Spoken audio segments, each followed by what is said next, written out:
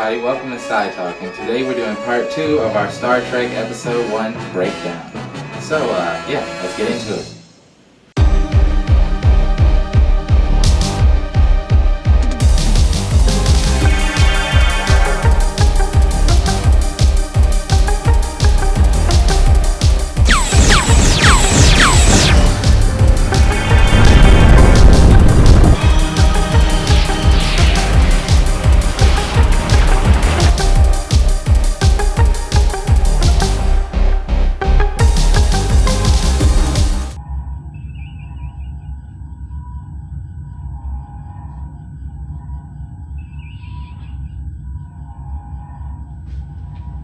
Alright, so, this episode of Star Trek,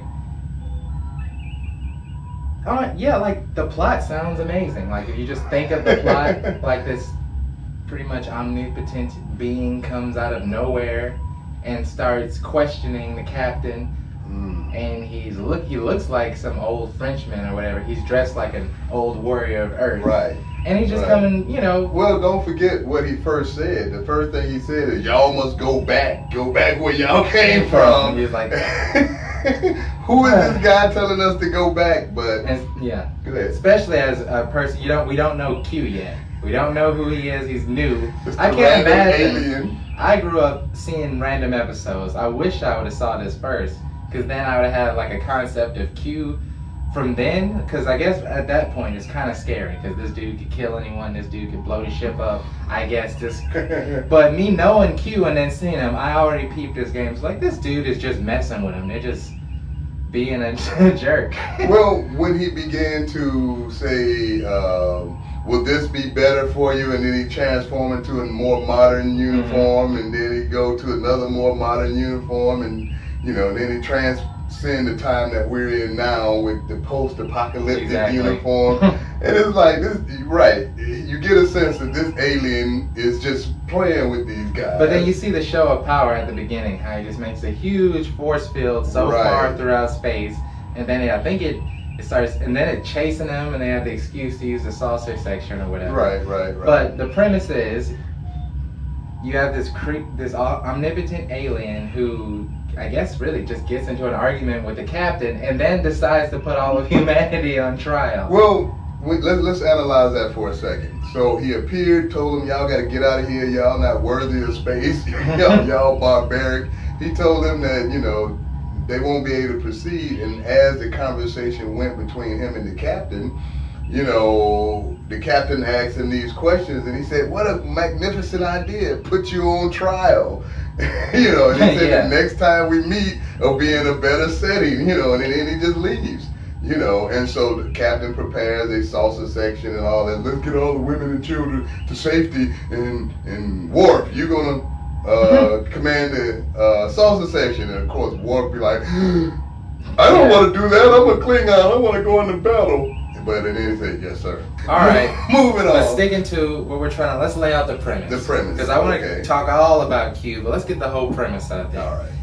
Q just starts messing with him and then decides to put him on trial based on what Picard says. Now, if that statement didn't happen, I thought it was Q's plan the whole time. But it doesn't seem to be like it was Q's plan the whole time. Because he said, what a wonderful idea. Exactly. He puts humans on trial for proving that they're not barbaric and proving that they're civilized and deserve to exist and deserve to continue to expand and grow, because that's a big thing in Star Trek, is like the human spirit. We're always trying to get better, discovery, move forward, even to new levels of ethical behavior and spirituality. That's all Star Trek. So he's like, no, y'all can't do that. He's pretty much saying, no, you can't Star Trek. Right, you can't trek through the stars. From the episode, Q was like, oh, look at them trekking the stars. They think they just cool. No, they trekking on the stars, man. So anyway, he's like, nope, none of that. Nope. Put a halt to y'all and y'all advance. And then he's like, all right, well, I'm going to test you with this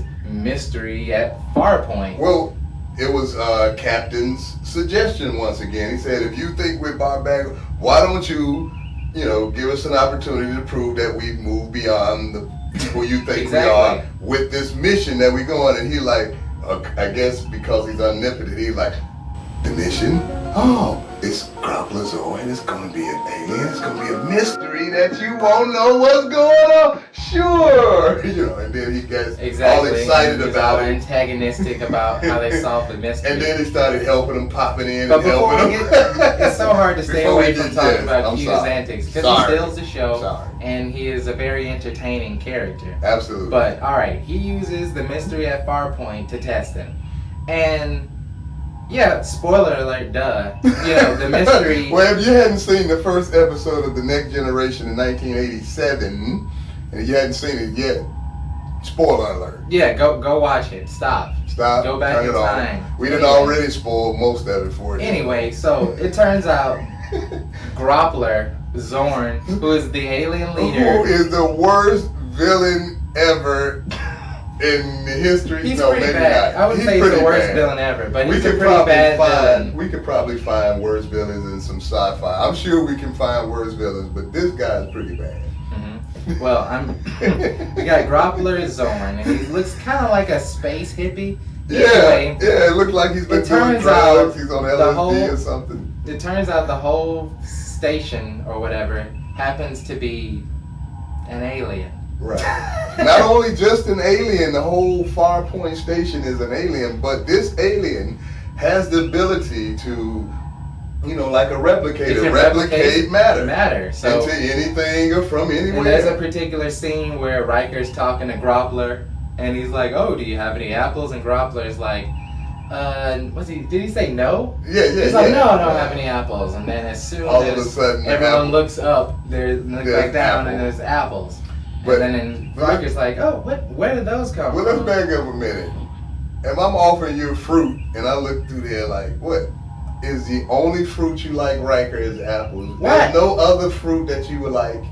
Couldn't you just be cordial? The man offering you fruit. Couldn't you just be cordial and take one, take the banana? I mean, if you don't like bananas, take the orange. It might be too much to peel, so you might just find something, take it, put it in your pocket, give it to Jordy later on and say, "Hey man, nice meeting you." Okay, sorry. You done with your rant? I'm ranting about that. You done with your rant?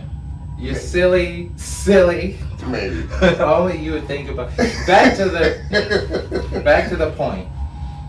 After the apples appear, which is very weird, Groppler has to play it off like, "Oh, they were always here. You didn't see them, blah, blah, blah, blah, blah." And as soon as Riker leaves, he's pretty much like, "Darn it, I told you never did." He's just yelling at the check it out now. Riker is on the other side of the door, unless it's a soundproof door. Riker hears Groppler in there going on. He's like, "Is that, who are you yelling at?" Because he started yelling at "I told you not to do that."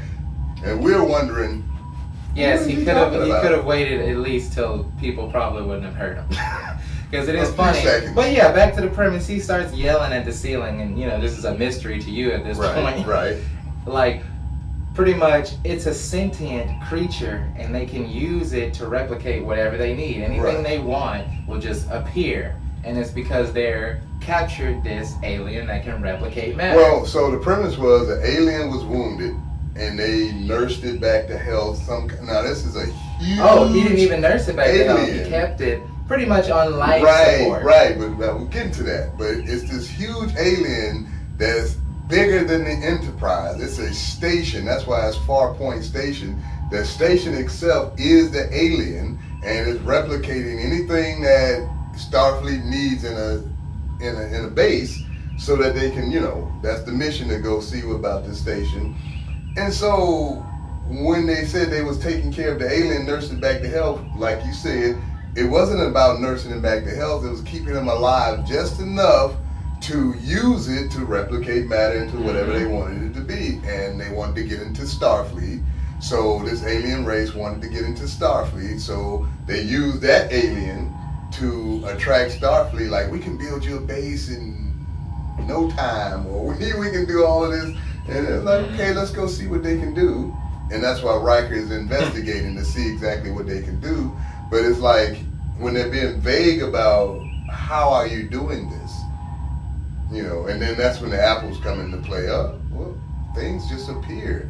And then a little later, the fabric with Beverly. Exactly, and it was just too convenient, and the whole situation, it seemed like it was a kind of a paradise on the station. Everybody had everything they needed and stuff. They also had some very bad fashion. Yeah, we won't get some into hats the that hat. looked like they were designed by Kanye. But anyway, so the premise is there's a alien that's pretty much being kept on life support by Zorn, who is kind of just a pathetic. Very pathetic. I didn't even think of him as a villain the first few times, even though he's the one who did it. He's just so pathetic and non-threatening, and just Absolutely. like, don't find out my secret. Exactly. And I didn't try to. I just. Well, I'm assuming he's the leader of that people, and he's just a politician, and Pretty he much. may have stumbled. It seemed like the people with the dude with the hat, they seem complicit in knowing that the alien is doing this. They seem complicit because he didn't look strange when some more material appeared. He just like, I'll sell it. Go sell it. Or maybe, I don't know, maybe we stumbled across a hole. But anyway, so it's a cool premise. There's this weird mystery where there's this pretty much utopic station. Right, And right. there's this omnipotent alien who's like, you can't figure out what's going on because you're a barbarian, and pretty much just being like a Right, 'cause you're being a jerk and poking him the whole way. Right, poking him and It's like, you guiding have him. nothing better to do. Q? No, he's an No. omnipotent being that has nothing better to do but mess with Picard. That's and why his they're all crew. so annoyed with him, because they're always Right, talking about right. this afterwards. He's They're all annoyed. intent for it. It's like, Absolutely. what was the deal with that? The thing about being so powerful, and then They just mess with and us. then why our ship? Is it the flagship? So Q appearing to this ship, I guess, because he heard the noise. He heard the propaganda of We the could do a whole flagship. episode on like why and how did Q run decide across to these mess with people. them. But anyway, you can see that there's a lot of stuff, a lot of elements going on in play for this episode. And it's actually, I guess, pretty cool. You see the effects at the end when the alien finally gets freed and they use Right, the puppets. right. Well, Even though this is like 1980. but then before we even get 87. Because from a perspective, you could feel like he really is some really like plotting, planning, having everything planned out, omnipotent being who's deciding to poke captains' buttons, precious buttons, and really test these commanders for whatever reason. Right. But the more you look into him, it just seems like he's just messing with them, like really having fun, Well, just playing with them. You know, they always call him an imp or call him, Right, all right, these different right. things. It really is just like his character. I doubt the Continuum was like, go test there, go mess with them. Well, let's consider this, and I don't want to get into this because we can do an episode, and we probably will do an episode on just Q. If you would like us to do an episode on Q, make sure you request that in the comments. And tell us what you think about Zorn and the premise and just this in general. Just tell us what you think down in the comments. But what I was about to say about Q is, as we see him in the next succeeding episodes that he's in, it become apparent that Q is just fascinated with these people. Because the very next episode with Q, he wanted to make Riker a Q. So, I mean, it's like... It gets to the point where it's like, Q, did you just want friends? Exactly. In a further episode, he was like, well, you the next... I thought of as, you the first people I think of being friends. Well, definitely in the Captain comments, tell us Picard. what you think about Q and what you think about the premise of this first episode. Absolutely. Another thing I like about this first episode is you can really see the heavy original Star Trek influences. At the very beginning, right. It's really iteration. Because at the beginning they had the green background down on the planet. Right. When they're bombarding the planet or whatever. Yeah, the little fake sky like they used to do in the back the old days. And how dramatic everyone's acting. I think that's why, because we were talking about this in our part 1, how Deanna seemed more intense than she is in the later seasons. Mm-hmm. And I'm realizing that most people, I think a lot of people were in that episode were more intense. And they realized that it was kind of goofy and they toned it down to be more of like a serious intense versus a dramatic intense. Like the original Star Trek is usually like, what, Captain? Ah! Well, the original was more like a stage play. Mm-hmm. You know, it was more like a stage play. They didn't have as many graphics and different things, and the first one graphics were great. And I'm sure we'll do some episodes on the first Star Trek Inclination, of course. But as it relates to when they started this next generation, they was trying to, you know, piggyback off the first one and kind of be like that to a degree. And that's where the quirkiness came from and the weirdness came from, because we're in a new era. We're not in the 60s anymore. And so those type of things look good for a minute, but then they began to say, okay, writers, we got to write something that's a little more, you know, in the first season you can see still trying to be like the old one, but as they progressed and more toward the it gotten to be very seasons, it brought it to the times. It took on its own inclination. So, you know, it was standalone. It didn't look like Kirk. You wasn't looking for somebody acting like Kirk or something. You know, and this captain wasn't nothing like that captain, you know, and this first officer wasn't nothing like that first officer. And that made it unique and gave us its own identity. And I think we appreciated that about the series. Yeah, so let's talk about how they solved the mystery. I got a question. Would they have solved the mystery without Q's help? That's a good question. Would they have solved the mystery? Well, if we're gonna try to be realistic and be competent, maybe yes. Because hey, Zorn, you got any apples? Oh no, I don't got no apples. Hey, oh look, I would love some this apples. fabric. I would love this fabric if it had gold on it. A fabric with gold on it. And so now. And here's the joke I was trying to go on and say. It's like, all right, bye, Zorn. You walk out the room. God, I told you never to do that again. It's like, what is he talking about in there? What's he talking to? Who's he yelling to? You know, in my opinion, the way they solved the mystery was Q urging them to go to the other ship. If they hadn't, and Captain did not want them, an away team, to go to that ship.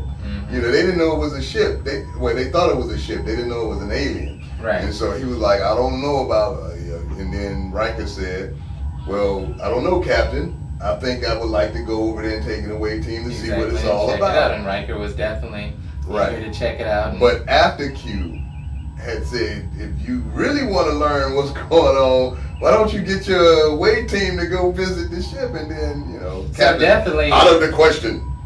And then Riker. So I would imagine that without Q, it would have taken much longer to figure it out. But I think that the case there would have been blown eventually, that there's an alien that you're keeping on pretty much near death, so you can take its energy to be a huge mass replicator. Deanna was on to it, you know. She felt it when she was down in the station, and then when she actually beamed over to the other station, she felt a different energy, but the similar energy. So she was kind of on to it. Then they stumbled on Groppler in the ship being tortured.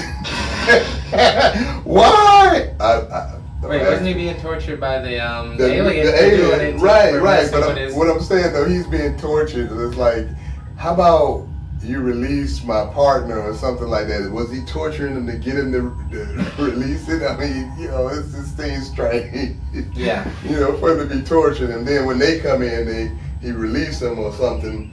Yeah. And then they beam over back to, he beamed them back, the alien beamed them back to the Enterprise, you know, all of them. So there are definitely a lot of cool, intriguing things in the sci-fi. You got omnipotent beings, you got giant aliens that live in space that can control and manipulate matter. You got space hippie politicians who don't really care and are corrupt. So you've got a lot of different aspects, and it's a great first episode.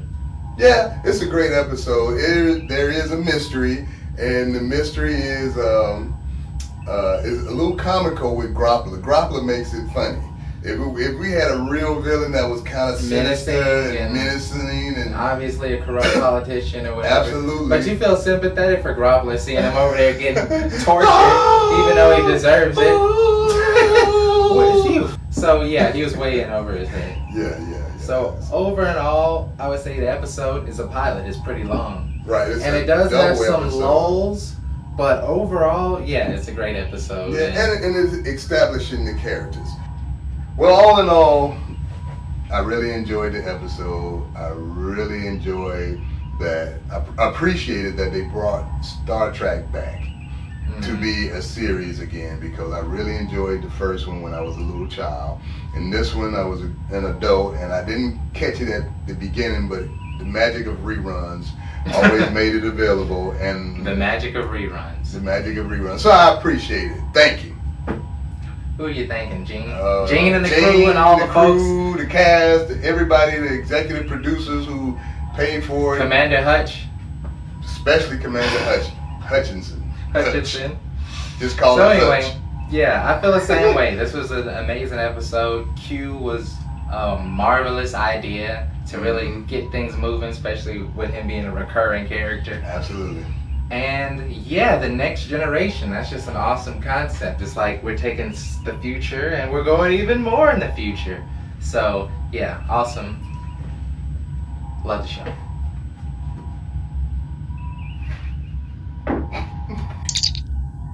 Alright guys, I hope you enjoyed Side Talk. Make sure you like, share, and subscribe for more Side Talk. Yeah. You can beam us out now.